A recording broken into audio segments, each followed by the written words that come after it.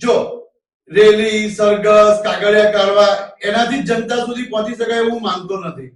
મારો આની પહેલાનો એક વિડીયો હતો એમાં મેં ધ્વનિ પ્રદૂષણની વાત કરી ને, તો ગોત્રી રોડ પર એક ટ્રિપલ રેસિડેન્સી છે, એના એક સિનિયર સિટીઝનનો મારી પર ફોન આવ્યો કે એમની બાજુમાં એક ઇવેન્ટ થાય છે ટેસ્ટ ઓફ વડોદરા, અને એ લોકો રાત્રે 10 વાગ્યા પછી પણ ખૂબ અવાજ કરે છે, જેના લીધે એ લોકો રહી નથી શકતા.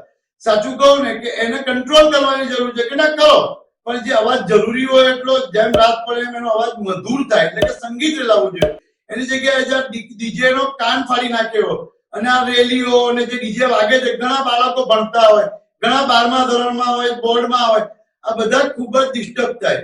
અગેન પ્રકૃતિ પણ ડિસ્ટર્બ થાય. આપણે તો હજુ સહન કરી લઈએ, આજે પક્ષીઓ રાતે સુતા હોય ને એ લોકો બધું નથી સહન કરતા, ઘણા મરી જતા હોય છે.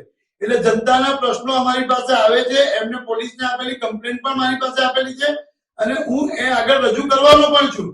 અને એમાં સંકલન કરવાનું જ થાય છે કે ભાઈ તમે જરૂરી પરમિશન આપી એટલું જ કરો.